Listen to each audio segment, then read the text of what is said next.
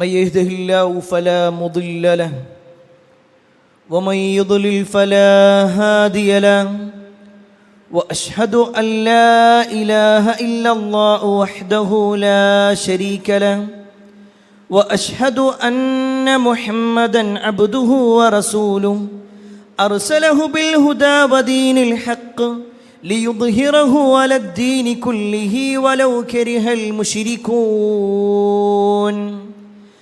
اللهم صل على محمد وعلى آل محمد كما صليت على إبراهيم وعلى آل إبراهيم إنك حميد مجيد اللهم بارك على محمد وعلى آل محمد كما باركت على إبراهيم وعلى آل إبراهيم إنك حميد مجيد يا أيها الذين آمنوا اتقوا الله حق تقاته ولا تموتن إلا وأنتم مسلمون أما بعد فإن خير الحديث كتاب الله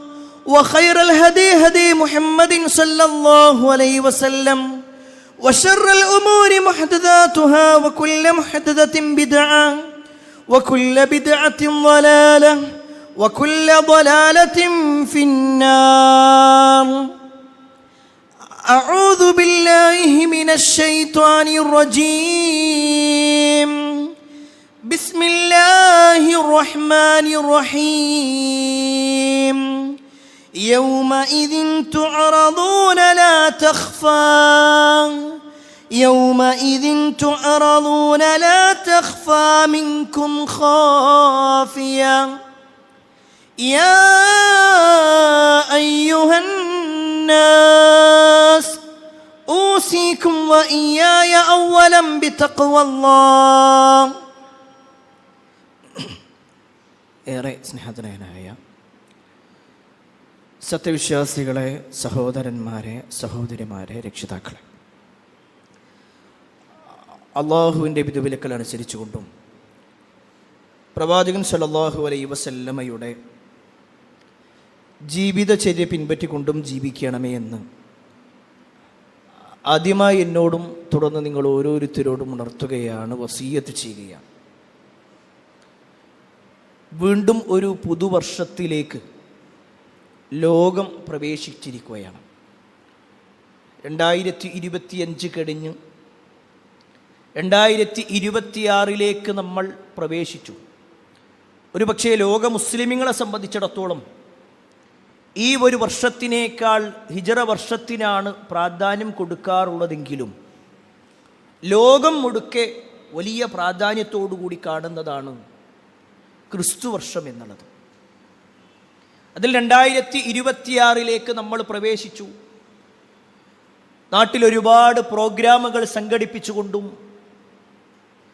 രാവു പുലരുവോളം ആടിത്തിമിർത്തുകൊണ്ടും വലിയ ഒരു സമൂഹം പുതുവർഷത്തെ സ്വീകരിക്കുകയും ചെയ്തു. ഒരു പക്ഷേ ചിലരെങ്കിലും പുതിയ പല തീരുമാനങ്ങളും എടുത്തിട്ടുണ്ടാകും. ഇതുവരെ തുടർന്നു കൊണ്ടുവന്നിരുന്ന തിന്മകളിൽ പലതും ഒഴിവാക്കുവാനും തൻ്റെ ശരീര സംരക്ഷണവും തൻ്റെ ജീവിത ലക്ഷ്യത്തെക്കുറിച്ചുമൊക്കെ ഒട്ടേറെ തീരുമാനങ്ങൾ എടുത്തവരും നമ്മുടെ സമൂഹത്തിലുണ്ട്. എന്നാൽ പ്രിയപ്പെട്ടവരെ, ഒരു വിശ്വാസിയെ സംബന്ധിച്ചിടത്തോളം, ഈ സമൂഹത്തിൽ, ഈ ലോകത്ത് ജീവിക്കുന്ന വിശ്വാസിയെ സംബന്ധിച്ചിടത്തോളം ഈ ദിവസങ്ങളുമായി ബന്ധപ്പെട്ടുകൊണ്ട് ചില തിരിച്ചറിവുകൾ നമുക്കും ഉണ്ടാവേണ്ടതുണ്ട്. നമ്മുടെ വീട്ടിലെ കലണ്ടർ ഒന്ന് മാറ്റുക എന്നതിനപ്പുറത്തേക്ക് 2025 എന്ന് എഴുതിയ ഭാഗത്തെല്ലാം ഇനി മുതൽ 2026 എന്ന് എഴുതുക എന്നതിനപ്പുറത്തേക്ക് ചില മാറ്റങ്ങൾ നമ്മുടെ ജീവിതത്തിൽ ശ്രദ്ധിക്കേണ്ടതും അറിയേണ്ടതുമായിട്ടുണ്ട്. പ്രത്യേകിച്ച് 2026 പ്രവേശിക്കുമ്പോൾ 3 ദിവസങ്ങളെക്കുറിച്ച് ഓർമ്മപ്പെടുത്താനാണ് ഞാൻ ഉദ്ദേശിക്കുന്നത്. 3 ദിവസങ്ങൾ. നമ്മുടെ മുൻഗാമികളിൽപ്പെട്ട ഇമാം ഹസനുൽ ബസ്വരി റഹ്മത്തുള്ളാഹി അലൈഹി അദ്ദേഹം എടുത്തു പറഞ്ഞ ഒരു വാചകമുണ്ട് 3 ദിവസങ്ങളുമായി ബന്ധപ്പെട്ടുകൊണ്ട്. അദ്ദേഹം പറയുകയാണ്, അദ്ദുന്യ സലാസതു അയ്യാം. ഈ ദുനിയാവ് എന്ന് പറഞ്ഞാൽ അത് 3 ദിവസങ്ങളാണ്. അംസി അൽ യൗം ഗദൻ. ആ 3 ദിവസങ്ങൾ എന്ന് പറഞ്ഞാൽ ഒന്ന് അംസി, ഇന്നലെയാണ്. ആ ഇന്നലെ എന്നുള്ളത് നിന്റെ ജീവിതത്തിൽ കഴിഞ്ഞുപോയി. ഇനി ഒരിക്കലും നിനക്ക് തിരിച്ചു കിട്ടാത്തതാണ് ആ ഇന്നലെകൾ. ഇന്ന് എന്ന് പറഞ്ഞാൽ നിനക്ക് അധ്വാനിക്കാനുള്ളതാണ്. നാളെ എന്ന് പറയുമ്പോൾ ഒരിക്കലും അതിലേക്ക് എത്തപ്പെടുമോ എന്ന് ഒരു ഉറപ്പുമില്ലാത്ത ആളാണ്. ഈ ഒരു 3 ദിവസങ്ങൾ, ഇന്നലെയും ഇന്നും നാളെയും, പ്രിയപ്പെട്ടവരെ, ഈ 3 ദിവസങ്ങളെക്കുറിച്ച് ചില വിചിന്തനങ്ങൾ നിർവഹിക്കാൻ വേണ്ടിയാണ്, ഓർമ്മപ്പെടുത്തുവാൻ വേണ്ടിയാണ് ഇന്നത്തെ ഖുതുബയിലൂടെ ഉദ്ദേശിക്കുന്നത്. അതിലൊന്നാമത്തെ കാര്യം ഇന്നലകളെ കുറിച്ചാണ്. ഇന്നലെ എന്ന് പറയുമ്പോൾ അത് കഴിഞ്ഞ ദിവസത്തെ മാത്രമല്ല ഉദ്ദേശിക്കുന്നത്. നമ്മുടെ ജീവിതത്തിൽ കഴിഞ്ഞുപോയ എല്ലാ സമയത്തെയും, നമ്മുടെ ഉമ്മയുടെ ഗർഭപാത്രത്തിൽ നിന്ന് നമ്മൾ പുറത്തേക്ക് ഇറങ്ങിയത് മുതൽ നമ്മുടെ കഴിഞ്ഞ കാലം മുഴുവൻ നോക്കിക്കഴിഞ്ഞാൽ അതെല്ലാം ഇന്നലകളാണ്. ആ ഇന്നലകൾ മുന്നിൽ വെച്ചുകൊണ്ട് നമുക്കൊരു ആത്മവിചാരണക്ക്, ഒരു ഹിസാബിന് നമ്മൾ സന്നദ്ധമാവണം. എന്താണ് ആ വിഷയം? നമ്മുടെ മുൻഗാമികളിൽപ്പെട്ട ഉമർ ഇബ്നുൽ ഖത്താബ് റളിയല്ലാഹു അൻഹു പറഞ്ഞ ഒരു വാചകമുണ്ട്, ഹാസിബു അൻഫുസകും ഖബ്ല അൻ തുഹാസബു. നിങ്ങൾക്കൊരു വിചാരണ എത്തുന്നതിന് മുമ്പ് നിങ്ങൾ സ്വയം ഒന്ന് വിചാരണ നടത്തണം. അള്ളാഹുവിൻ്റെ അടുക്കൽ ഒരു വിചാരണയുണ്ട് എന്ന് വിശ്വസിക്കുന്നവരാണ് നമ്മൾ. തീർച്ചയായും ആ വിചാരണക്കായി അള്ളാഹുവിൻ്റെ മുന്നിൽ നിവർന്നു നിൽക്കേണ്ടി വരും എന്ന് ഉറപ്പുള്ളവരാണ് നമ്മൾ. എന്നാൽ പ്രിയപ്പെട്ടവരെ, അങ്ങനൊരു വിചാരണ നമ്മൾ ഉറപ്പിക്കുമ്പോൾ തന്നെ ഞാൻ എന്തായിരിക്കും എൻ്റെ കഴിഞ്ഞുപോയ കാലങ്ങളെക്കുറിച്ച് എൻ്റെ റബ്ബിനോട് പറയാം? എൻ്റെ എല്ലാ പ്രവർത്തനങ്ങളും അവിടെ പ്രദർശിപ്പിക്കപ്പെടുമല്ലോ. എൻ്റെ ഖുതുബയുടെ തുടക്കത്തിൽ ഓതി വെച്ച ആയത്ത് വിശുദ്ധ ഖുർആനിലെ സൂറത്തുൽ ഹാഖയിലെ 18-ാമത്തെ ആയത്താണ്. നമ്മുടെ എല്ലാം കണ്ണു തുറക്കേണ്ട ഒരു ആയത്ത്. അന്ത്യനാളുമായി ബന്ധപ്പെട്ടുകൊണ്ട് അല്ലാഹു പറയുകയാണ്, യൗമഇദിൻ തുഅറദൂൻ. അന്നേ ദിവസം ആ പ്രവർത്തനങ്ങളെല്ലാം തുറന്നു വെക്കപ്പെടുന്നതാണ്, എല്ലാം പ്രദർശിപ്പിക്കപ്പെടുന്നതാണ്.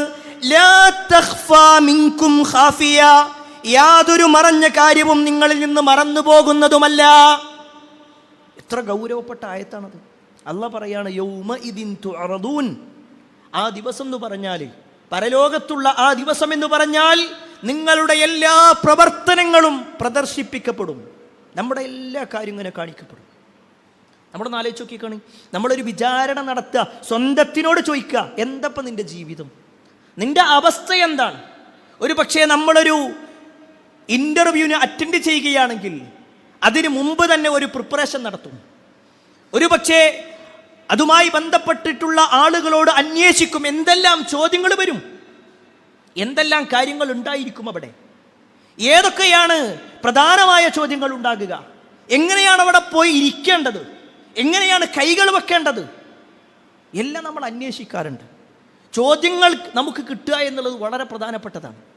എന്നാൽ പ്രിയപ്പെട്ടവരെ, നമ്മുടെ ജീവിതത്തിൽ വരാനിരിക്കുന്ന പരലോകവുമായി ബന്ധപ്പെട്ടുകൊണ്ട്, നമ്മുടെ വിചാരണയുമായി ബന്ധപ്പെട്ടുകൊണ്ട്, നമ്മുടെ ഖബറുമായി ബന്ധപ്പെട്ടുകൊണ്ട് എല്ലാം കൃത്യമായിട്ട് അല്ലാഹ് നമുക്ക് പറഞ്ഞു തന്നിട്ടുണ്ട്. ചോദ്യങ്ങൾ എന്താ ഉണ്ടാവുക എന്ന് പറഞ്ഞിട്ടുണ്ട്. ആദ്യമേ ചോദ്യം തരുന്നൊരു പരീക്ഷയാണ്. നമ്മുടാകുന്ന ഈ ജീവിതത്തിലെ പരീക്ഷയിൽ അള്ളാഹു ചോദ്യം തന്നിട്ടുണ്ട്. ഉത്തരം മാത്രമേ അവിടെ ചോദിക്കുള്ളൂ. ഒരാൾ ഗൾഫിലേക്ക് പോകുകയാണെങ്കിൽ അയാൾ എല്ലാ പേപ്പറും ഒന്നുകൂടി നോക്കും. വിസയുടെ കോപ്പി എടുത്തിട്ടില്ലേ? പാസ്പോർട്ട് കയ്യിലില്ലേ? പാസ്പോർട്ടിൻ്റെ വാലിഡിറ്റി തീർന്നിട്ടില്ലല്ലോ? എല്ലാം പരിശോധിക്കും, ഇല്ലേ? എന്നാൽ പ്രിയപ്പെട്ടവരെ, പരലോകത്തിൻ്റെ വിഷയത്തിൽ നമുക്കെല്ലാവർക്കും ഉറപ്പുള്ള, മരിച്ചു കഴിഞ്ഞാൽ എന്തായാലും വിചാരണ ഉണ്ട് എന്ന് ഉറപ്പിക്കുന്ന ആ ഒരു ദിവസവുമായി ബന്ധപ്പെട്ടുകൊണ്ട് നമ്മളെന്താണ് സ്വന്തത്തിനെ വിലയിരുത്തിയിട്ടുള്ളത്? മറ്റുള്ളവനിലേക്ക് വിരൽ ചൂണ്ടുന്നതിനപ്പുറത്തേക്ക് നമ്മൾ നമ്മുടെ കാര്യം ഒന്ന് പരിശോധിക്കും. ഈ പറഞ്ഞ വാചകമുണ്ടല്ലോ, ഹാസിബു അൻഫുസകും ഖബ്ല അൻ തുഹാസബു. നിങ്ങൾക്കൊരു വിചാരണ വരുന്നതിന് മുമ്പ് നിങ്ങളൊന്ന് വിചാരണ നടത്തണേ എന്ന് പറഞ്ഞ ഉമർ റളിയല്ലാഹുവിന്റെ ചരിത്രം കേട്ടോ. ഉമർ ഇബ്നുൽ ഖത്താബ് റളിയല്ലാഹു അൻഹു ഖലീഫയായിരിക്കുമ്പോൾ അദ്ദേഹം പള്ളിയിൽ നിന്ന് നിസ്കാരം കഴിഞ്ഞ് ഇങ്ങനെ പുറത്തേക്ക് ഇറങ്ങുക. അപ്പം നോക്കുമ്പോൾ കുറച്ച് ആൾക്കാർ ഇങ്ങനെ കൂട്ടം കൂടി നിൽക്കുന്നുണ്ട്. ആളുകൾ ഇങ്ങനെ സംസാരിക്കുന്നത് കണ്ടപ്പോൾ ഉമർ റളിയല്ലാഹു അൻഹു അതിൻ്റെ കൂടെ കൂടി. പല കാര്യങ്ങളും ഇങ്ങനെ ചർച്ച ചെയ്ത കൂട്ടത്തിൽ തമാശയും കളിയുമൊക്കെയായി. എല്ലാവരും പൊട്ടിച്ചിരിക്കാൻ തുടങ്ങി. നിസ്കാരം കഴിഞ്ഞിട്ട് ഇറങ്ങിയതാ. ആ ഒരു കൂട്ടത്തിൽ കൂടി ഇങ്ങനെ ചിരിയും കളിയുമായപ്പോൾ പെട്ടെന്ന് ഉമർ റളിയല്ലാഹു അൻഹു അവിടുന്ന് എഴുന്നേറ്റു. ഒന്നും മിണ്ടാതെ അദ്ദേഹം അവിടുന്ന് നേരെ മദീന പള്ളിയുടെ മുന്നിലുള്ള ഒരു തോട്ടത്തിലേക്ക് കയറിപ്പോയി. അവിടെ കൂടി നിൽക്കുന്നവരിൽ അനസ് റളിയല്ലാഹു അൻഹു ഉണ്ടായിരുന്നു. അനസ് റളിയല്ലാഹു അൻഹു അത്ഭുതപ്പെട്ടു. എന്തു പറ്റി അമീറുൽ മുഅ്മിനീന്? ഉമറിന് എന്തു പറ്റി? ഉമർ റളിയല്ലാഹു അൻഹു ഇറങ്ങി പുറപ്പെട്ട അതേ തോട്ടത്തിലേക്ക് അദ്ദേഹത്തിൻ്റെ പിന്നിൽ അനസ് റളിയല്ലാഹു അൻഹു ചെന്നു. അനസ് പറയാണ്, എനിക്കും ഉമറിനുമിടയിൽ ഒരു മതിൽ മാത്രം നിൽക്കുന്നുണ്ട്. ഉമർ എന്ത് പറയുന്നു എന്ന് എനിക്ക് കൃത്യമായി കേൾക്കാം. ഉമറിനെ എനിക്ക് കാണാൻ കഴിയും. അങ്ങനത്തെ ഒരു അടുപ്പത്തിലേക്ക് ഞാൻ എത്തിയപ്പോൾ ഞാൻ ഉമറിനെങ്ങനെ നോക്കുന്ന സമയത്ത് ഉമറിൻ്റെ 2 കണ്ണുകളും നിറയുന്നുണ്ട്. ഉമർ തൻ്റെ കൈകൾ ഇങ്ങനെ ആകാശത്തേക്ക് ഉയർത്തുന്നു. എന്നിട്ട് സ്വന്തത്തോട് ഉമർ പറയുന്നു, യാ ഉമർ ഇത്തഖില്ലാ, ഉമറേ നീ അല്ലാഹനെ സൂക്ഷിച്ചോ. അള്ളാന്റെ മുന്നിൽ നീ നിൽക്കണം. അള്ളാന്റെ ചോദ്യമുണ്ട്, ഉത്തരം പറയണം. ചിരിയും കളയും തമാശയുമായിട്ട് ജീവിക്കല്ലേ. മറ്റൊരാളല്ല, ഒരാൾ സ്വന്തത്തോട് പറയാ, അള്ളാനെ സൂക്ഷിച്ചോട്ടോ, അള്ളാനെ സൂക്ഷിച്ചോ. പ്രിയപ്പെട്ടവരെ, കഴിഞ്ഞുപോയ നിമിഷങ്ങളിൽ ഒരു ചിരിയും കളിയും കടന്നു വന്നപ്പോഴേക്ക് അവർക്കുണ്ടാകുന്ന ബേജാറാ. നമ്മളോ ചിരിക്കാനും തമാശക്കും വേണ്ടി ജീവിതത്തിന്റെ നിമിഷങ്ങൾ മാറ്റിക്കൊണ്ടേയിരിക്കുന്നു. അവിടെയാണ് നമ്മളും നമ്മുടെ മുൻഗാമികളും തമ്മിലുള്ള വ്യത്യാസം.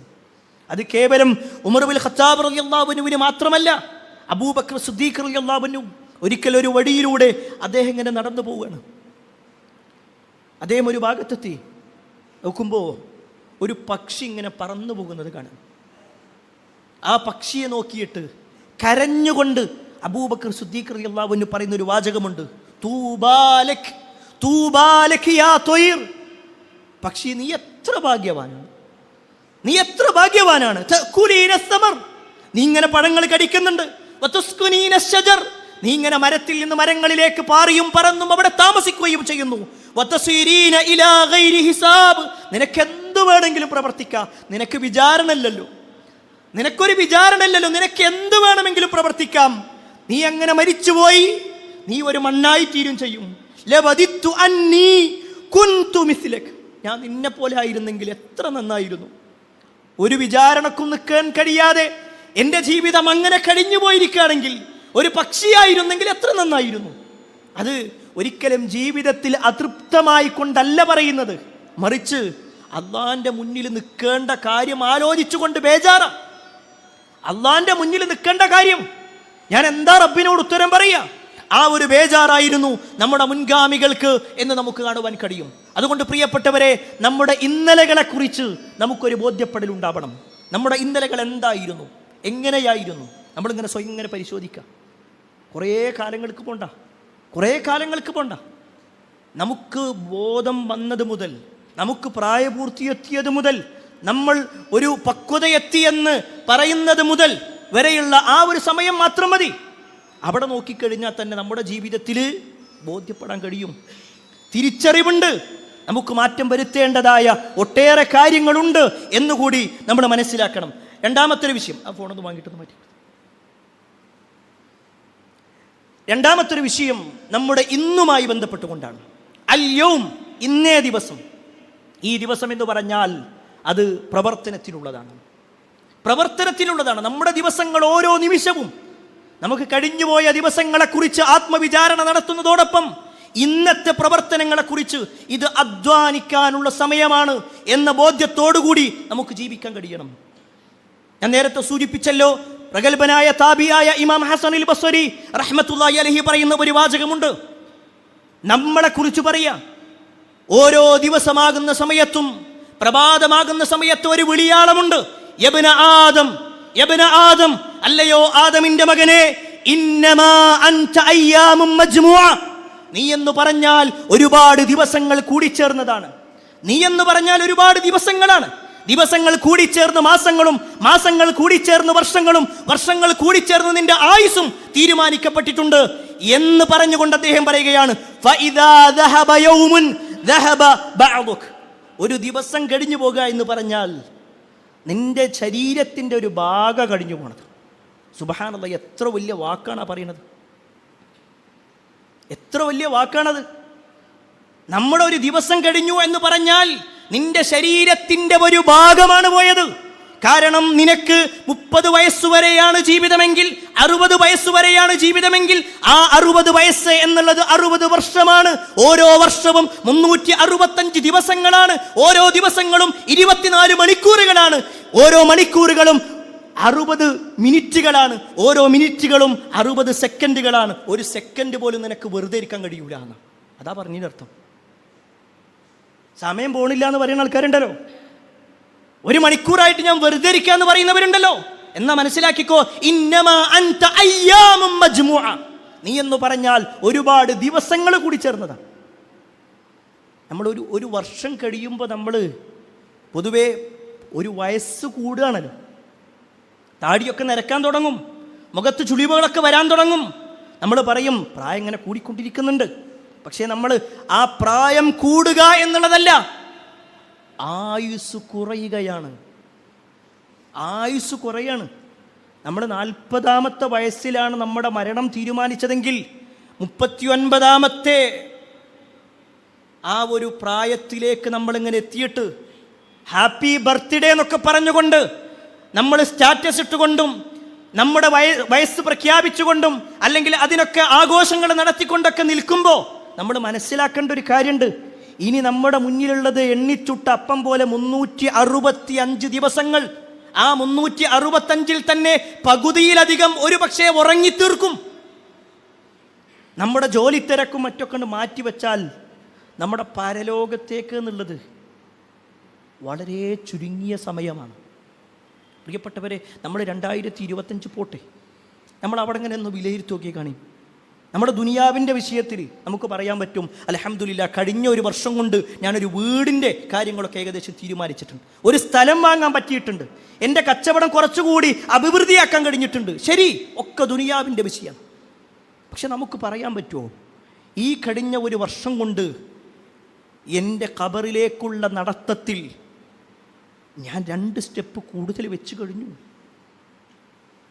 ഇനി വളരെ തുച്ഛമായ ചുവടുകൾ മാത്രമാണ് എൻ്റെ ഖബറിലേക്കുള്ളത്.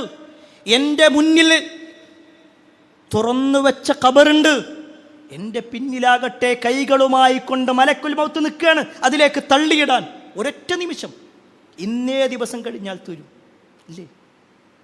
നമ്മളെ ജീവിതം അതല്ലേ പ്രിയപ്പെട്ടവരെ? ഇന്നേ ദിവസമാണ് നമുക്ക് ജീവിക്കാനുള്ളൂ. ഹസനുൽ ബസരി റഹ്മത്തുള്ളാഹി അലൈഹി പറഞ്ഞതുപോലെ നാളെക്കുറിച്ച് നിനക്കൊരു പ്രതീക്ഷയില്ല, ഒരു ഉറപ്പുമില്ല.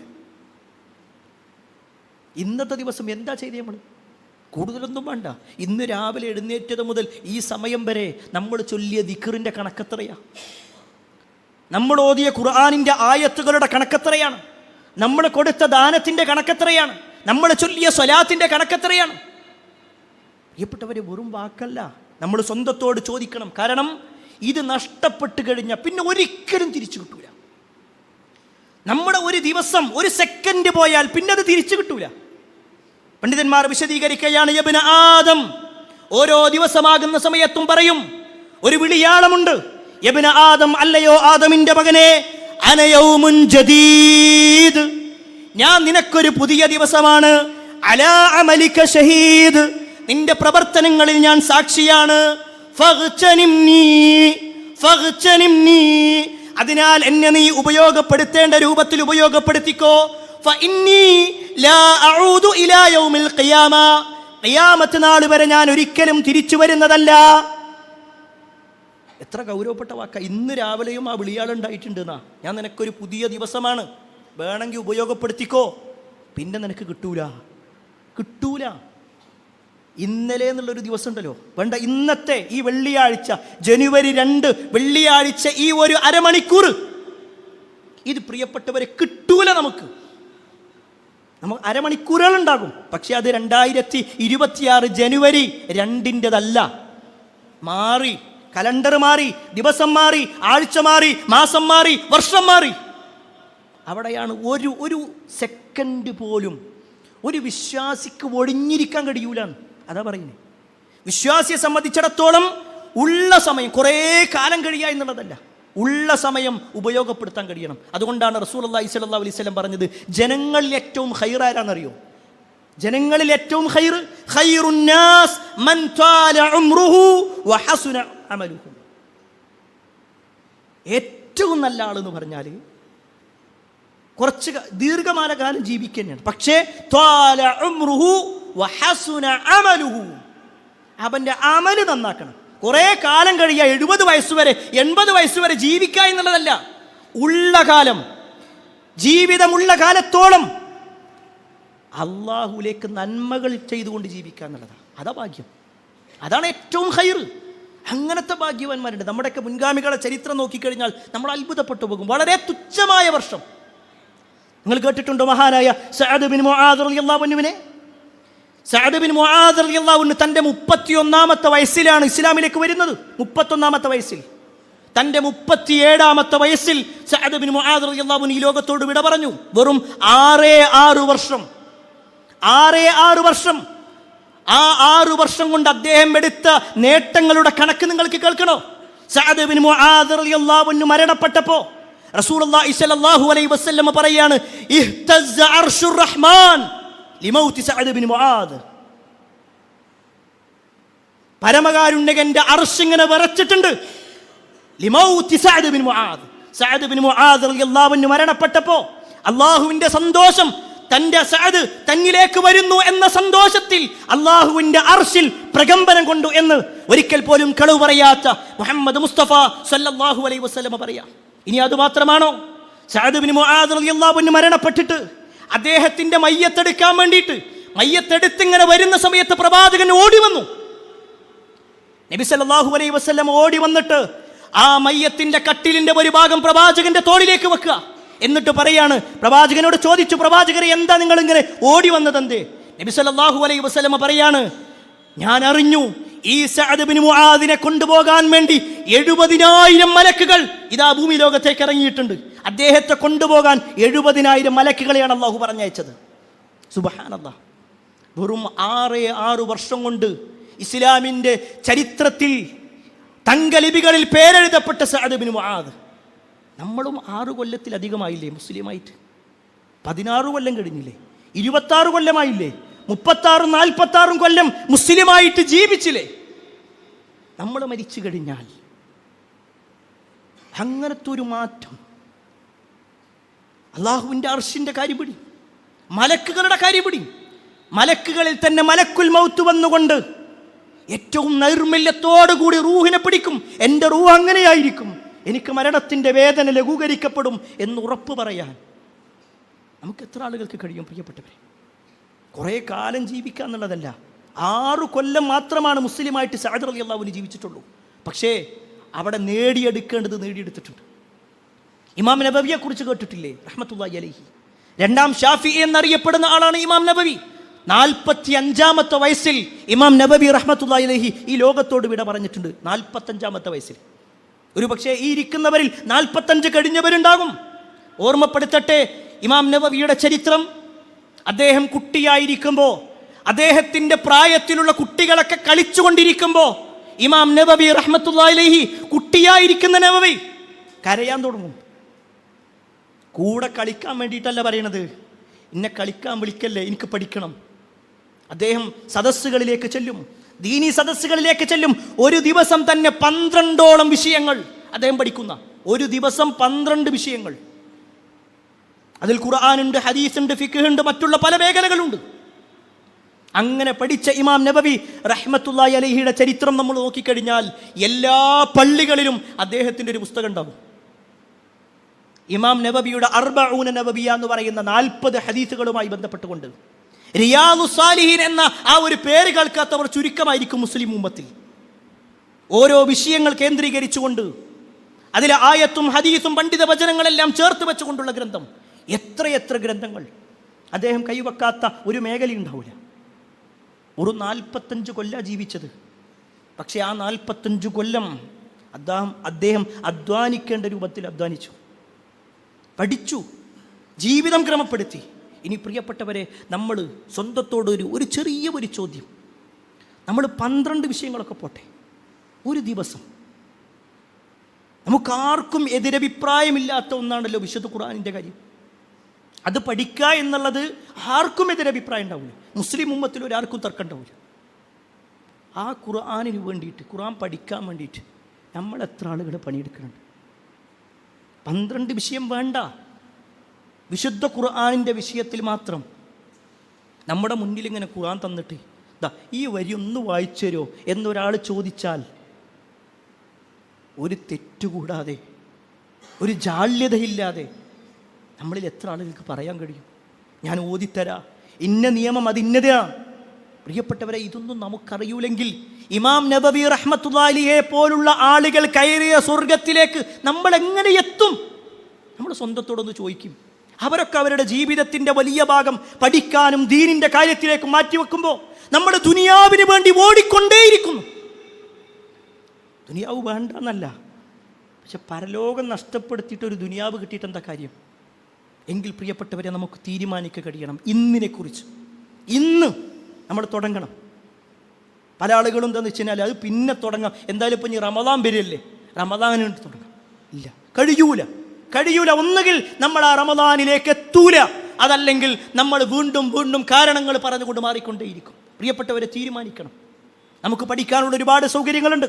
ഈ പള്ളി കേന്ദ്രീകരിച്ചുകൊണ്ട് ഖുർആൻ പഠനങ്ങൾ നടക്കുന്നുണ്ട്. ഇനി അല്ലെങ്കിൽ നമ്മുടെ മൊബൈലിൽ കിട്ടും. പീസ് റേഡിയോ എന്ന് പറയുന്ന ഒരൊറ്റ ആപ്പ് മതി.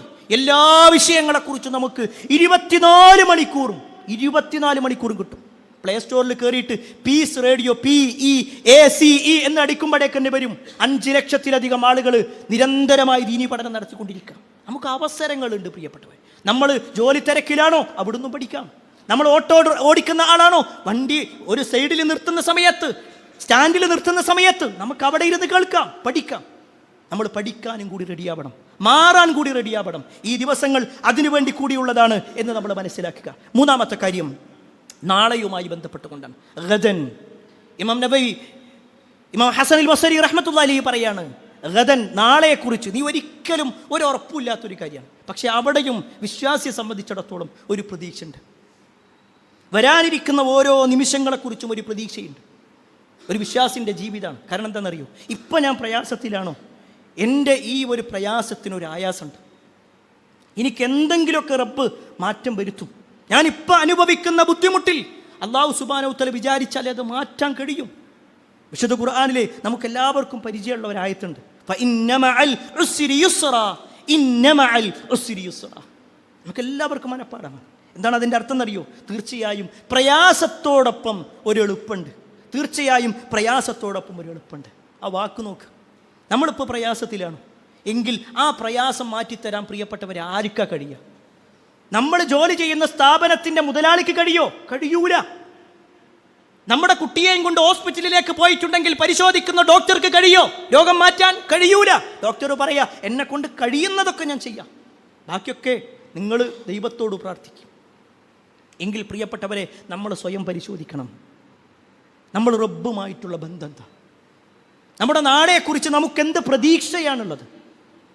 അവിടെയാണ് നമ്മുടെ നേതാവായ ഇബ്രാഹിം നബി അലൈഹിസ്സലാം അദ്ദേഹത്തിൻ്റെ ഭാര്യയായ ഹാജറിനെയും ഇസ്മായിൽ നബി അലൈഹിസ്സലാമിനെയും മക്കയിൽ നിർത്തിക്കൊണ്ട് തിരിച്ചു പോകുക. ഇബ്രാഹിം നബി അലൈഹിസ്സലാം പോയി, ഹാജറും ഇസ്മായിലും മാത്രമായി. ചെറിയ കുട്ടിയാണ് ഇസ്മായിൽ നബി അലൈഹിസ്സലാം. കുട്ടി കരയാൻ തുടങ്ങി വിശപ്പ് കാരണത്താൽ. ആ സമയത്ത് മഹദിയായ ഹാജറിൻ്റെ ഒരു പ്രവർത്തനമുണ്ട്. ഇന്നും നമ്മൾ ഹജ്ജിൻ്റെ സമയത്തും ഉംറയുടെ സമയത്തുമെല്ലാം സഅയ് ചെയ്യുക എന്നുള്ളൊരു ഭാഗമുണ്ട്. സഫയുടെയും മറവയുടെയും കുന്നുകൾക്ക് മുകളിലേക്ക് ഇങ്ങനെ ഓടുക എന്നുള്ള ഭാഗം. അതിൻ്റെ തുടക്കക്കാരി ആരാ? മഹദിയായ ഹാജറാണ്. ആ ഹാജറ ബീബി സഫയുടെ മുകളിലേക്ക് കയറാണ്. ആ കുന്നിൻ്റെ മുകളിലേക്ക് കയറിക്കൊണ്ട് അവരിങ്ങനെ നോക്കുക, ആരെങ്കിലും അവിടെ ഉണ്ടോ, വല്ല വെള്ളവും കിട്ടാനുണ്ടോ. വീണ്ടും അവർ മറവയിലേക്ക് കയറും, വീണ്ടും സഫയിലേക്ക് വരും, വീണ്ടും മറവയിലേക്ക് പോകും. ഇങ്ങനെ 7 തവണ ചെയ്തു. അതാ നമ്മൾ ചെയ്തുകൊണ്ടിരിക്കുന്നത്. എങ്കിൽ പ്രിയപ്പെട്ടവരെ, അവിടെയാണ് മഹദിയായ ഹാജറിൽ നമുക്കൊരു മാതൃകയുണ്ട്. അവിടെ ആരുമില്ല എന്നറിയാം, എന്നാലും എൻ്റെ റബ്ബ് എന്തെങ്കിലും ഒരു വഴി കാണിച്ചു, എന്തോ ഒരു കാര്യം റബ്ബിൽ നിന്ന് കിട്ടാനുണ്ട്. ആരൊക്കെ കൈയൊഴിഞ്ഞാലും ശരി, എൻ്റെ റബ്ബ് എന്നെ സഹായിക്കുന്നുള്ള വിശ്വാസം. അള്ളാഹു സഹായിച്ചില്ലേ? നമ്മളെല്ലാവരും കുടിക്കുന്ന സംസം, ഏറെ പ്രാധാന്യത്തോട് കുടിക്കുന്ന സംസം ആ സമയത്താണ് ഉണ്ടാകുന്നത്, അല്ലേ? അതിൻ്റെ ചരിത്രങ്ങൾ നമ്മൾ ഇതിനു മുമ്പ് വിശദീകരിക്കപ്പെട്ടിട്ടുണ്ട്. അതുപോലെ തന്നെ മഹാനായ യൂനുസ് നബി അലൈഹി സ്വലാം, അള്ളാഹുവിൻ്റെ വലിയ ഒരു പരീക്ഷണത്തിൽ യൂനുസ് നബി അലൈഹി സ്വലാം പെട്ടു. കടലിലേക്ക് എറിയപ്പെട്ടു എന്ന് മാത്രമല്ല, വലിയ ഒരു മത്സ്യം വന്ന് യൂനുസ് നബി അലൈഹി സ്വലാമിനെ വിഴുങ്ങുകയും ചെയ്തു. ആ ഒരു ദുലുമാത്തുകളിൽ വെച്ചുകൊണ്ട്, അന്ധകാരങ്ങളിൽ വെച്ചുകൊണ്ട് യൂനുസ് നബി അലൈഹി സ്വലാം നടത്തുന്ന ഒരു പ്രാർത്ഥനയുണ്ട്, ഒരു വിശ്വാസിക്കുള്ള പ്രതീക്ഷയായ പ്രാർത്ഥന, നിരാശയല്ല. ലാ ഇലാഹ ഇല്ലാ അൻത സുബ്ഹാനക ഇന്നി കുൻതു മിനൽ ളാലിമീൻ. ആ ഒരു പ്രാർത്ഥന അള്ളാഹു സ്വീകരിച്ചു. അതുകൊണ്ടാണ് നമ്മുടെ നേതാവായ മുഹമ്മദ് മുസ്തഫ സല്ലല്ലാഹു അലൈഹി വസല്ലമ പറഞ്ഞു, യൂനുസ് നബി അലൈഹി സ്വലാമിൻ്റെ പ്രാർത്ഥന വെച്ചുകൊണ്ട് ഒരാൾ എന്ത് ചോദിച്ചാലും അയാളുടെ പ്രാർത്ഥനയ്ക്ക് ഉത്തരം ഉണ്ടാകും. ലാ ഇലാഹ ഇല്ലാ അൻത സുബ്ഹാനക ഇന്നി കുൻതു മിനൽ ളാലിമീൻ. ഇത് പറഞ്ഞിട്ട് നമുക്ക് ആവശ്യമുള്ളത് പറയാം. അവിടെ യൂനുസ് നബി അലൈഹി സ്വലാമിൻ്റെ പ്രതീക്ഷ നോക്ക്. കടലിൻ്റെ അടിയിൽ മത്സ്യത്തിൻ്റെ വയറ്റിലാണ്. ഈ മത്സ്യം പുറത്തേക്ക് തള്ളിയാലും ഞാൻ വെള്ളം കുടിച്ചു മരിക്കും, അല്ലെങ്കിൽ വേറൊരു മത്സ്യം പെടും, അതിൻ്റെ വയറ്റിൽ പെടും, എൻ്റെ ജീവിതത്തിൽ ഇനിയൊന്നുമില്ല. അങ്ങനെ നിരാശ തോന്നേണ്ട സമയം, പക്ഷേ നിരാശയില്ലാതെ പ്രതീക്ഷയോടെ പ്രാർത്ഥിച്ചു. പ്രിയപ്പെട്ടവരെ, നാളെയെക്കുറിച്ച് നമുക്കൊരു പ്രതീക്ഷ ഉണ്ടാവണം. നമ്മളിപ്പോൾ എന്തെങ്കിലും പ്രയാസത്തിലാണ്, ആ പ്രയാസം മാറ്റിത്തരാൻ രാജാതിരാജനായ നമ്മുടെ സൃഷ്ടാവായ നമ്മളെ പരിപാലിക്കുന്ന നമ്മുടെ റബ്ബിന് മാത്രമേ കഴിയൂ. ആ റബ്ബിലേക്ക് നമ്മൾ അടുത്താൽ തീർച്ചയായും ഞാനിപ്പോൾ അനുഭവിക്കുന്ന എല്ലാ പ്രയാസവും പരിഹരിക്കാൻ എൻ്റെ റബ്ബിന് കഴിയും എന്ന ആത്മാർത്ഥമായ പ്രാർത്ഥനയും പ്രതീക്ഷയുമായി നമ്മൾ ജീവിക്കുക. അല്ലാഹു സുബ്ഹാനഹു തആല അത്തരത്തിലുള്ള ആളുകളിൽ നമ്മെ ഏവരെയും ഉൾപ്പെടുത്തുമാറാവട്ടെ. അൽഹംദുലില്ലാഹി റബ്ബിൽ ആലമീൻ വസ്സലാത്തു വസ്സലാമു അലാ റസൂലില്ലാഹ് വഅലാ ആലിഹി വഅസ്ഹാബിഹി അജ്മഈൻ. അമ്മാ ബഅദ്. പ്രിയപ്പെട്ട സഹോദരങ്ങളെ, സഹോദരിമാരെ, അള്ളാഹുവിൻ്റെ വിധിവിലക്കുകൾ അനുസരിച്ചുകൊണ്ടും പ്രവാചകൻ സല്ലല്ലാഹു അലൈഹി വസല്ലമയുടെ ജീവിതചര്യ പിൻപറ്റിക്കൊണ്ടും ജീവിക്കണമേ എന്ന് ഒരിക്കൽ കൂടി എന്നോടൊന്നുപോലെ നിങ്ങൾ ഓരോരുത്തരോടും ഉണർത്തുകയാണ്, വസിയ്യത്ത് ചെയ്യുക. നമ്മുടെ ജീവിതത്തിൽ നമ്മുടെ ഇന്നലകളും ഇന്നും നാളെയുമൊക്കെ എങ്ങനെയായിരിക്കണം എന്നുള്ളതിനെക്കുറിച്ചാണ് പണ്ഡിതന്മാരുടെ ഉദ്ധരണികളിലൂടെ ചില കാര്യങ്ങൾ ഓർമ്മപ്പെടുത്തിയത്. എന്നാൽ നമ്മുടെ കാര്യം ശ്രദ്ധിക്കുന്നതോടൊപ്പം നമ്മുടെ കുടുംബത്തിൻ്റെ കാര്യത്തിൽ കൂടി ഒരു ശ്രദ്ധ ഒരു വിശ്വാസിക്ക് എപ്പോഴും ഉണ്ടാവണം, പ്രത്യേകിച്ച് നമ്മുടെ മക്കളുമായി ബന്ധപ്പെട്ടുകൊണ്ട്. ഏറെ ദുഃഖകരമായൊരു വാർത്തയാണ് കഴിഞ്ഞ ആഴ്ച നമ്മുടെ കേരളക്കരയിൽ ഉണ്ടായത്. പെരിന്തൽമണ്ണയിലുള്ള ഒരു 16 വയസ്സുള്ള പെൺകുട്ടി തൻ്റെ ഉമ്മയോട് പിണങ്ങിക്കൊണ്ട് വീട്ടിൽ നിന്ന് ഇറങ്ങിപ്പോവുകയാണ്. അവൾ പോകുന്നതാവട്ടെ കോഴിക്കോട്ടേക്കാണ്. അങ്ങനെ കോഴിക്കോടെത്തി അവിടെ ബീച്ചിൽ പോയിരുന്നു. ഒരു പക്ഷേ റീലുകളിൽ കണ്ട ബീച്ചുണ്ട്, റീലുകളിൽ കണ്ട ആളുകളുണ്ട്, റീലുകളിൽ കണ്ട കോഴിക്കോടുണ്ടാകും. ഒരുപാട് ആളുകളെ സഹായിക്കുന്ന, ഒരുപാട് ആളുകൾക്ക് സേവനങ്ങൾ കൊടുക്കുന്നവരൊക്കെ അവിടെ ഉണ്ടാകും. പക്ഷേ ആ പെൺകുട്ടി അവിടെ എത്തി അർദ്ധരാത്രിയായി. അവൾക്ക് ശക്തമായ വിശപ്പ് വന്നപ്പോൾ അവിടെയുള്ള 2 ആളുകളോട് ഭക്ഷണം വാങ്ങിത്തരുമെന്ന് ചോദിച്ചു. ഈ 2 ആളുകൾ മയക്കുമരുന്നിൻ്റെ ആളുകളായിരുന്നു. ആ 2 പേരും ആ പെൺകുട്ടിയെ കൊണ്ടുപോയി അവളെ മയക്കിക്കെടുത്തി വേറെ 2 ആളുകൾ കൂടി ചേർന്ന് കൂട്ടബലാത്സംഗം ചെയ്തു എന്ന വാർത്ത ഈ കേരളക്കരയിൽ കഴിഞ്ഞ ആഴ്ചയിൽ നടന്ന സംഭവം. ഒരു പക്ഷേ ഇതിൻ്റെ കാരണങ്ങളും അന്യായങ്ങളും ഒക്കെ വിശദീകരിക്കാൻ ഒരുപാട് ന്യായവും അന്യായവും ഒക്കെ പറയുന്നുണ്ട്. പക്ഷെ നമ്മൾ ആലോചിക്കേണ്ട ഒരു കാര്യം, നമ്മുടെ മക്കൾക്ക് എന്താ പറ്റിയത്? ഓരോ ദിവസവും കൂടുന്തോറും തിന്മകൾ ഇങ്ങനെ കൂടിക്കൊണ്ടിരിക്കുക. ഒന്ന് ക്ഷമിക്കാനുള്ളൊരു മനസ്സില്ല. സ്വന്തം ഉമ്മയോട് തെറ്റിക്കൊണ്ട് പോയാൽ വേറെ ഒരാളും തന്നെ തിരിഞ്ഞു നോക്കൂല. ഉമ്മയോളം സ്നേഹമുള്ള വേറൊരാളുമില്ല, വാപ്പയോളം പരിഗണിക്കുന്ന വേറെ ആരുമില്ല. ഇതൊക്കെ നമ്മുടെ മക്കൾ മറക്കുകയാണ്. അവർ ചെയ്യുന്ന ഒരു റീലിൽ കുറച്ച് കമൻറ്റുകൾ വരുമ്പോഴേക്ക്, കുറച്ച് ലൈക്കുകൾ വരുമ്പോഴേക്ക് ഇതാണ് ജീവിതം, ഇതാ മനസ്സിലാക്കുന്നത്. മക്കളുടെ ഒരു അവസ്ഥയെ പറയണം. ഞാൻ അവരെ കുറ്റപ്പെടുത്തല്ല കേട്ടോ. ഇങ്ങനത്തെ ഒരു ലോകത്തിൽ, മറ്റൊരു യൂണിവേഴ്സ് എന്നാ പറയുക, വേറൊരു ലോകത്ത് അവർ ജീവിക്കണം. നമ്മളിന്ന് കണ്ടുകൊണ്ടിരിക്കുന്ന ഒരു അവസ്ഥയേ അല്ല. ഈ പ്രശ്നമുണ്ട് എന്നുള്ളതൊരു സത്യമാണല്ലോ. മക്കള് മോശമായിക്കൊണ്ടിരിക്കുന്നു എന്നതൊരു സത്യമാണ്, എല്ലാവരും അംഗീകരിക്കുന്ന ഒരു സത്യം. പക്ഷേ മക്കൾ മാതാപിതാക്കളെയും, മാതാപിതാക്കൾ മക്കളെയും, പരസ്പരം നാട്ടുകാരും അങ്ങനെ അങ്ങോട്ടും ഇങ്ങോട്ടും എല്ലാവരും കുറ്റം പറഞ്ഞതുകൊണ്ട് പരിഹാരാവൂ? നമ്മുടെ മക്കൾ മോശമായി, നമ്മുടെ മക്കൾ മയക്കുമരുന്നിൽ പെട്ടു, നമ്മുടെ മക്കൾ ലഹരിക്ക് അടിമപ്പെട്ടു, നമ്മുടെ മക്കൾ പ്രേമത്തിൽ കുടുങ്ങി, ഇതൊക്കെ പറയുന്ന ഒട്ടേറെ രക്ഷിതാക്കൾ വിഷമത്തോടു കൂടി പറയുന്നവരുണ്ട്. എന്നാൽ പ്രിയപ്പെട്ടവരെ, നമ്മുടെ മക്കളെ അടുത്തിരുത്തിക്കൊണ്ട് ഒരു ദീനിയായൊരു ഉപദേശം കൊടുക്കാൻ നമ്മൾ റെഡിയായിട്ടുണ്ട്. ഇനി നമുക്ക് പറയാൻ കഴിയൂലെങ്കിൽ അത് പറയുന്ന സദസ്സിൽ കൊണ്ടുപോയിട്ടൊന്ന് ഇരുത്താൻ നമ്മൾ റെഡിയായിട്ടുണ്ട്. നമ്മൾ സ്വന്തത്തോട് ചോദിക്കാം. എല്ലാവരും പറയുന്ന ഞാൻ പറഞ്ഞിട്ടൊന്നും കാര്യമില്ല, ഓനൊന്നും കേൾക്കൂല. എന്നാൽ ഇതേ നമ്മൾ പറഞ്ഞാൽ ഓൻ കോഴ്സിന് ചേരുന്നുണ്ട്, ഇതേ നമ്മൾ പറഞ്ഞാൽ അവൻ യാത്ര പോകുന്നുണ്ട്, ഇതേ നമ്മൾ പറഞ്ഞാൽ അവൻ പലതും ചെയ്യുന്നുണ്ട്. അപ്പം നമ്മുടേതല്ല പ്രശ്നം, നമ്മൾ എടുക്കുന്ന നിലപാടുകളിലാണ് പ്രശ്നം. ദീനിൻ്റെ കാര്യങ്ങളിലേക്കൊക്കെ എത്തുമ്പോൾ അതിപ്പോൾ പോയാലും ഇല്ലെങ്കിൽ കുഴപ്പമൊന്നുമില്ല. ദുനിയാവിൻ്റെ വിഷയത്തിലും അത് നിർബന്ധമായിട്ടും പോകണം. ഒരുപാട് പൈസ മുടക്കുന്ന പരിപാടിയാണ്, ലക്ഷങ്ങൾ മുടക്കിയിട്ടാണ് ആ കോഴ്സിന് ചേർത്തിട്ടുള്ളത്. അതുകൊണ്ട് ലീവാകാൻ പറ്റൂല. ആ ഒരു സ്വഭാവം നമ്മൾ മാറ്റണം. നമുക്ക് ഏറ്റവും പ്രധാനം നമ്മുടെ മക്കൾ ഈ ദുനിയാവിലും പരലോകത്തും നമുക്ക് ഉപകാരം ഉണ്ടാവും. പ്രിയപ്പെട്ടവരങ്ങളൊന്ന് ആലോചിച്ച് നോക്കിക്കാണെങ്കിൽ, നമ്മൾ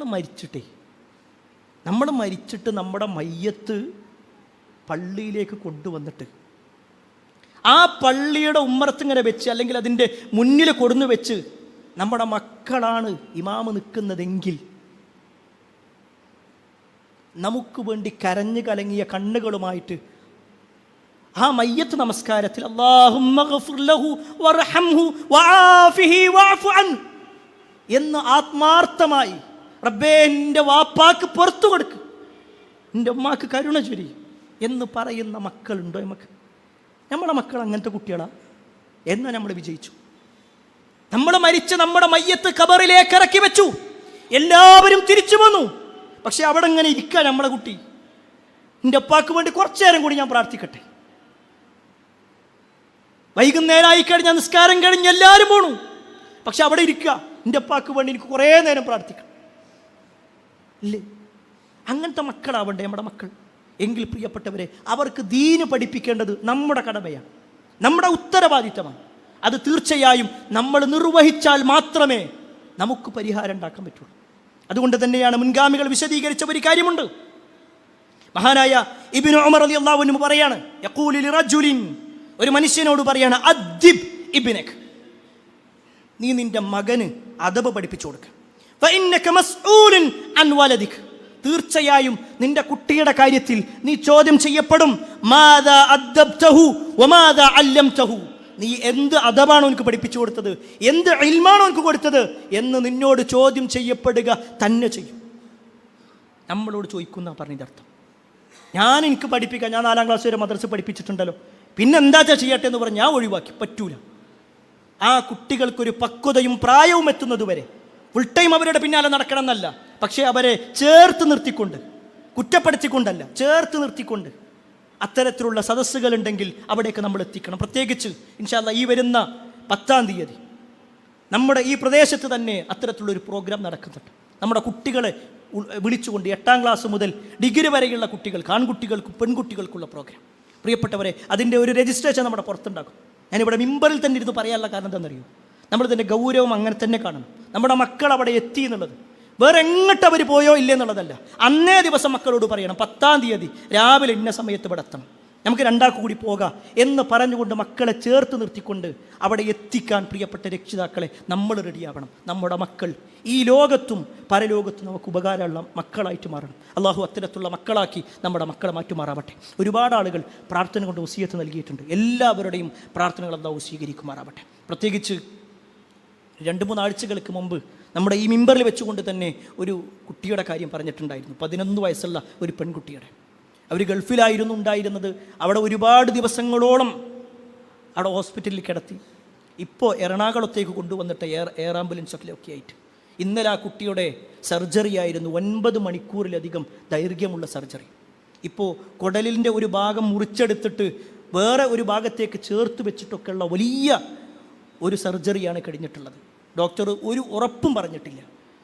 ആ കുട്ടിയുടെ രക്ഷിതാക്കൾ വിളിച്ചിരുന്നു, വളരെ പ്രയാസത്തോടു കൂടി, ഒരുപാട് ലക്ഷങ്ങൾ ചിലവായി. ഇപ്പോഴും ആ കുട്ടി കരഞ്ഞുകൊണ്ടേയിരിക്കുകയാണ്, വേദന താങ്ങാൻ കഴിയാതെ. പ്രിയപ്പെട്ടവരെ, നമ്മുടെ റബ്ബിനോട് നമ്മൾ കൈകൾ നീട്ടുന്ന സമയത്തെല്ലാം ആ കുട്ടിക്ക് വേണ്ടി കൂടി നമ്മൾ പ്രാർത്ഥിക്കാം. അല്ലാഹു സുബ്ഹാനഹു വ തആല ആ മോളുടെ എല്ലാ പ്രയാസങ്ങളും മാറ്റിക്കൊടുക്കുമാറാവട്ടെ. ഏറ്റവും ഹൈറായ ഒരു അവസ്ഥയിലേക്ക് അള്ളാഹു ആ കുട്ടിയെ എത്തിക്കുമാറാവട്ടെ. എല്ലാ ഒരു നന്മയും ആ കുട്ടിക്ക് അള്ളാഹു പ്രദാനം ചെയ്യുമാറാവട്ടെ. നമ്മുടെ മക്കളുടെ കാര്യത്തിലും നമ്മുടെ കുടുംബത്തിൻ്റെ കാര്യത്തിലുമെല്ലാം അള്ളാഹുവിൻ്റെ സഹായം ഉണ്ടാകുമാറാവട്ടെ. എല്ലാ അർത്ഥത്തിലും സമാധാനമുള്ള ഒരു ജീവിതം അള്ളാഹു നമുക്കെല്ലാം പ്രദാനം ചെയ്യുമാറാവട്ടെ. നമ്മുടെ മാതാപിതാക്കൾക്ക് അള്ളാഹു സ്വർഗം നൽകുമാറാവട്ടെ. നമ്മുടെ മക്കളിൽ അള്ളാഹു നമുക്ക് കൺകുളിർമ നൽകുമാറാവട്ടെ.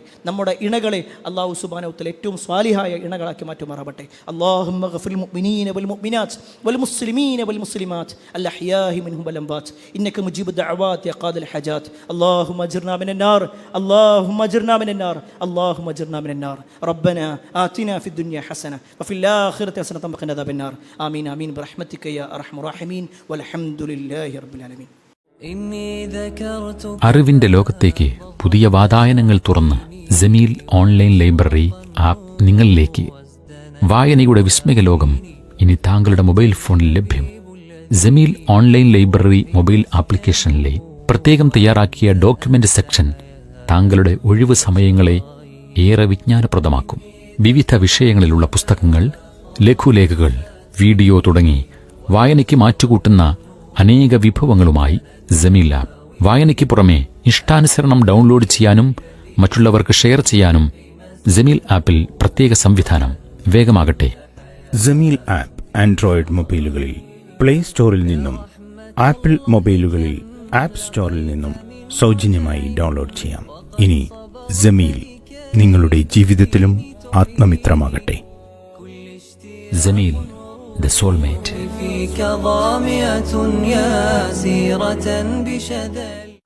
Peace Radio. Tune to reality.